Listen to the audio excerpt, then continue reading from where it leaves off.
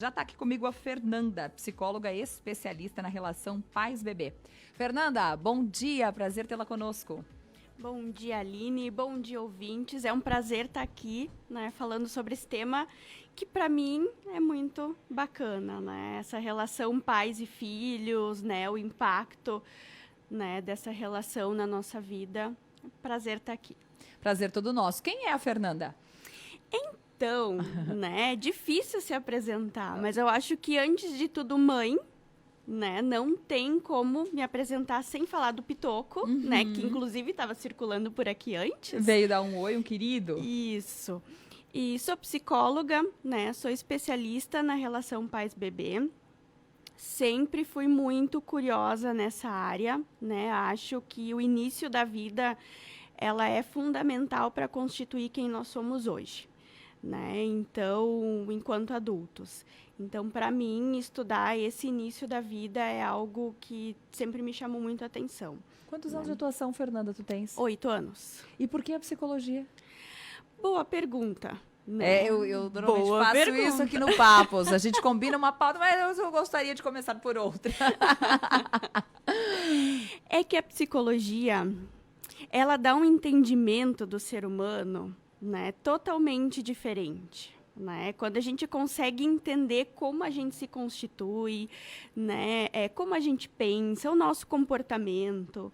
Né? Então, quando eu estou trabalhando com os pitocos lá no consultório, né, que a gente vai explicar o que é a psicologia, eu costumo dizer que a gente trabalha sentimentos, comportamentos, né? Então, a gente conseguir ver como nós somos enquanto ser humano através dos nossos comportamentos, o que os nossos sentimentos têm a ver com isso, né? Eu acho fantástico. Sou suspeita, né?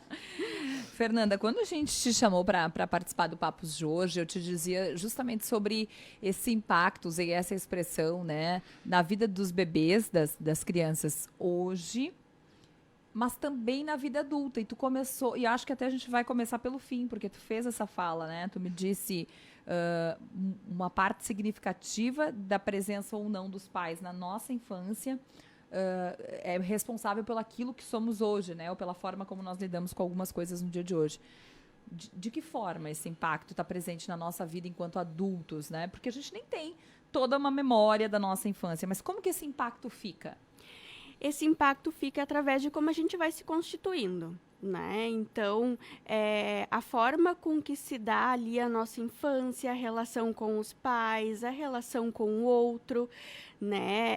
O Winnicott, que é um autor que eu gosto muito, ele trabalha a ideia de que a gente nasce extremamente dependente e caminha para a nossa independência.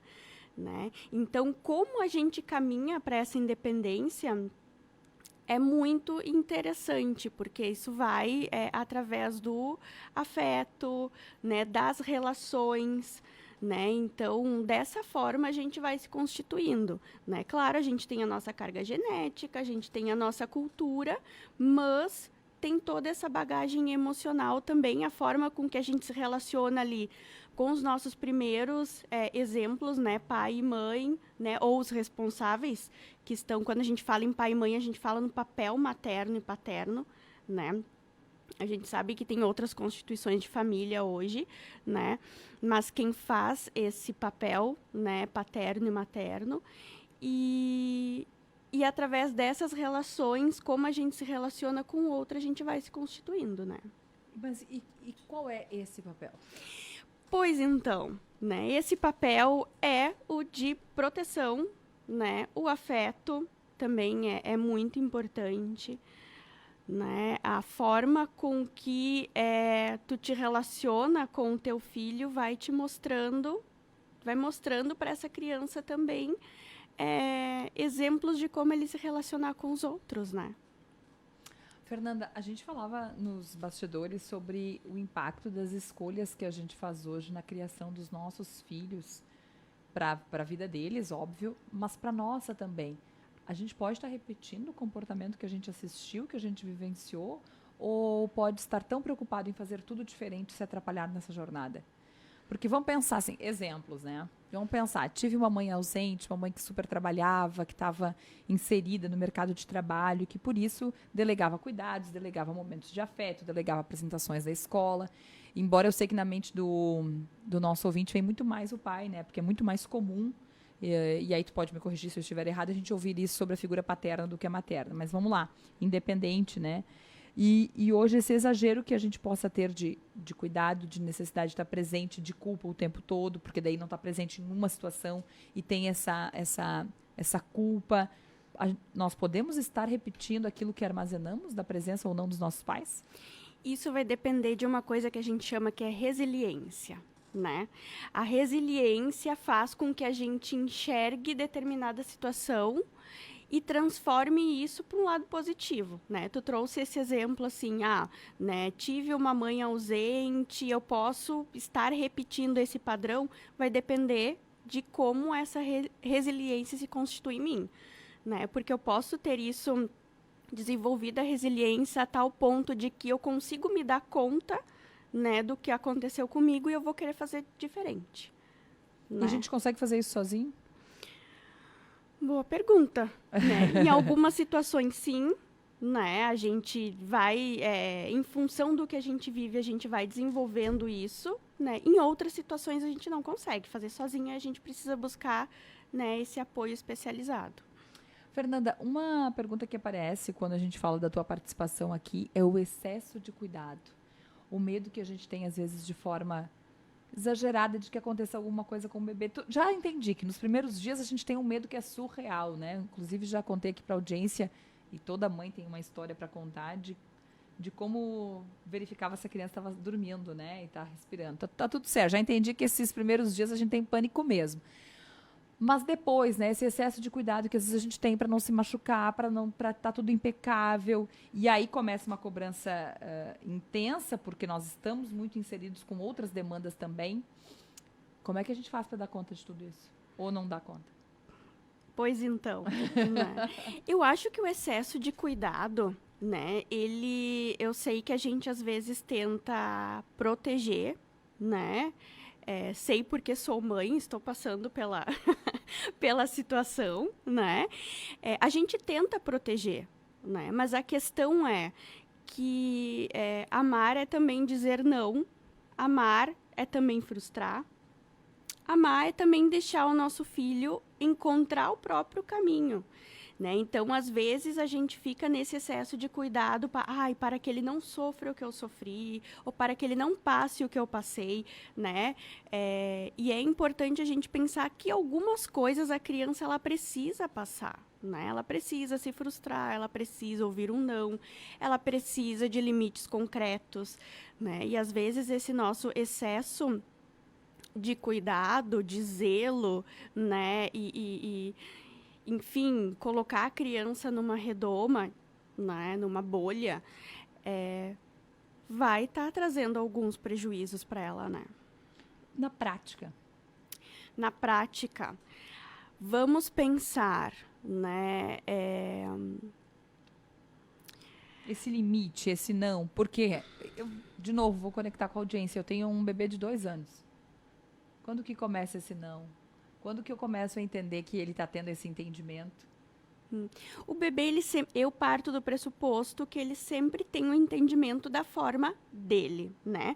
Na medida, por exemplo, que um bebê que está começando a caminhar, né, e começa a ir em lugares perigosos, e você tira ele de lá e explica, né, tira e explica, ele já vai obtendo esse conhecimento e essas informações, né? Às vezes a gente evita de conversar com o bebê ou explicar alguma situação para um bebê porque a gente acha que ele não entende, né?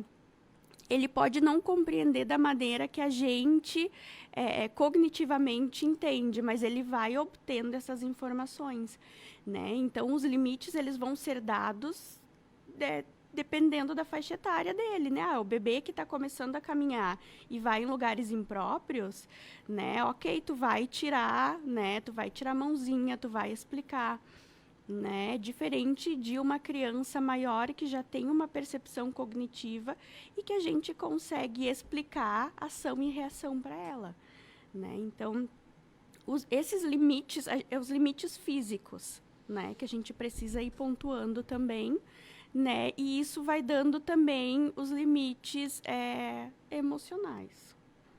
Um impacto de um no outro. Fernanda, antes de ir para o intervalo, eu quero te fazer uma pergunta que foi inúmeras vezes quando a gente falava aqui essa semana da tua participação, eu ilustrava dessa forma, né? A gente acaba falando muito do impacto na vida do adulto de ter tido um pai presente na infância. Mas agora, pensando no pai, na mãe que está nos acompanhando, que tem um bebê daqui a pouco que nem o Bento, de 2 anos, e que está fazendo escolhas, e que está fazendo escolhas diárias, como é que a gente lida com tudo isso? Porque todo dia tu tem que fazer uma escolha. Eu vou na apresentação da escola, eu deixo de fazer, de repente, alguma coisa do trabalho, mas eu estou escolhendo um projeto novo, porque eu quero dar uma condição financeira melhor, uma estrutura melhor. E eu já falei muito sobre isso por aqui, né?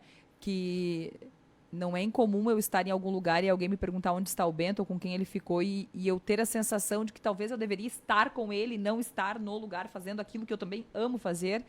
Então, eu vou vivendo nessa gangorra e eu penso que a minha gangorra é a gangorra de muitas mães que nos acompanham agora. E aí, como é que adultos lidam com isso? Inclusive, a minha gangorra. É isso aí. Porque eu gostaria de dizer para a audiência que às vezes dá uma vontade louca da gente se jogar no chão e fazer uma birra, né? E dizer, não tô, tá difícil lidar com todos esses sentimentos. Mas aí o colega Moisés, que me acompanha na bancada do Panorama, ele sempre fala, alguém tem que ser o adulto, né? E aí nós, enquanto mãe, enquanto pai, a gente vai sendo adulto dessa relação. Mas que dá uma vontade de chorar e fazer uma birra porque é difícil, né? É difícil. Não são poucas as vezes. Eu me realizo muito fazendo outras atividades, dou aula à noite, mas não são poucas as vezes que eu tenho a sensação que talvez eu deveria ter aberto mão daquele momento para ficar com ele. E aí? Então, a vida é feita de escolhas, né? E eu acho que a gente só vai conseguir refletir de forma positiva, né, a criação dos nossos filhos se a gente faz essas escolhas conscientes e a gente escolhe realmente o nosso desejo. Por quê? Né? Não adianta eu estar lá 24 horas grudada no meu filho se eu não vou conseguir estar realmente ali com ele, né? Então, quando a gente fala de tempo de qualidade, é você estar no seu trabalho e estar realizada no seu trabalho e você estar com o seu filho e você estar realmente com o seu filho, né? Quando a gente consegue entender, né, que nós somos mulheres, né? Enfim, mãe, pai, e a gente também é profissional, a gente também é filha, enfim, a gente tem vários papéis, né, e a gente consegue lidar bem com isso, né, tem aquela frase, né, nasce uma mãe, nasce uma culpa. Frase odiosa, né? Mas então, se a gente conseguir equilibrar isso, eu acho que a gente consegue equilibrar a culpa também, né, porque eu só vou conseguir ser uma boa mãe para o meu filho se eu estiver feliz e realizada, bem emocionalmente. Isso vale pro pai também, né? Eu acabo trazendo muito a temática aqui da mãe, mas vale pro pai também. Pro pai também, a gente precisa estar bem emocionalmente para dar esse suporte pro nosso filho, né? Então, o tempo de qualidade é essencial, né? Então, você está fazendo as suas atividades e quando você estiver com o seu filho, né, tem aquele momento de qualidade, de conseguir olhar no olho. Eu brinco muito com o meu filho, né? O que a gente faz para encher o nosso potinho do afeto? Né?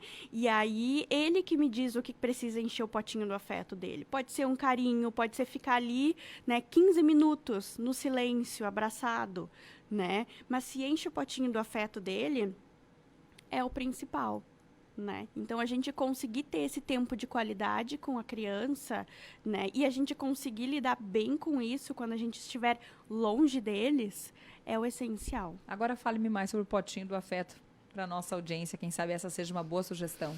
Lá em casa funciona muito, né? A gente trabalha com os potinhos das emoções, né? E como é que funciona o potinho do afeto, né? É algo simbólico, né? É lúdico, né? Não existe um potinho real, é o potinho interno dele, e a gente vai adaptando conforme as necessidades, né? Bom, o que precisa, né, para o Arthur, ou meu filho, ele tem 6 anos, encher o potinho do afeto, né, o potinho do amor.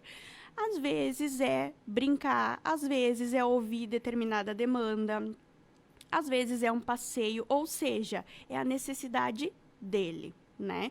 Então, eu suprindo a necessidade dele, está enchendo o potinho do afeto, né? Então, o nosso combinado é que ele me avise quando o potinho do afeto estiver diminuindo para que a gente possa equilibrar isso, né? Então, é uma forma lúdica da criança chegar, né? No caso dele, é a forma lúdica dele dizer, ó, mãe, eu preciso de atenção, né? Ou eu preciso de um colinho, ou eu preciso de determinada coisa tua, né? Então, ele pede através do potinho do afeto e funciona super bem. Tem outro potinho para compartilhar conosco? Ah, tem vários, né? O potinho da raiva, né? A gente também usa bastante, né? Agora que ele tá numa fase, assim, de maior explosão das emoções. O potinho da raiva a gente tem que tomar cuidado para não deixar ele muito cheio, né? Então, como é que a gente faz para diminuir o potinho da raiva? E ele vai enchendo o potinho da raiva toda vez que ele vai sendo frustrado. E ao invés dele ter uma crise de birra, ele se afasta, respira, né? E aí vai enchendo o potinho da raiva. E aí ele vai... É uma forma que a gente adaptou lá em casa para ir controlando e fazendo uma regulação emocional, né? Tem um livro que é o Monstro das Cores, que ele trabalha, né, um livro lúdico, que trabalha com essa questão dos potinhos, né, das cores e das emoções. Então, a gente adaptou lá em casa para que, né, ele fosse usando para ir me pontuando algumas coisas, né? Tudo bem, 10h35. Josué, vamos no intervalo comercial. Na sequência, a gente volta conversando com a Fernanda Marques, psicóloga especialista na relação pais-bebê.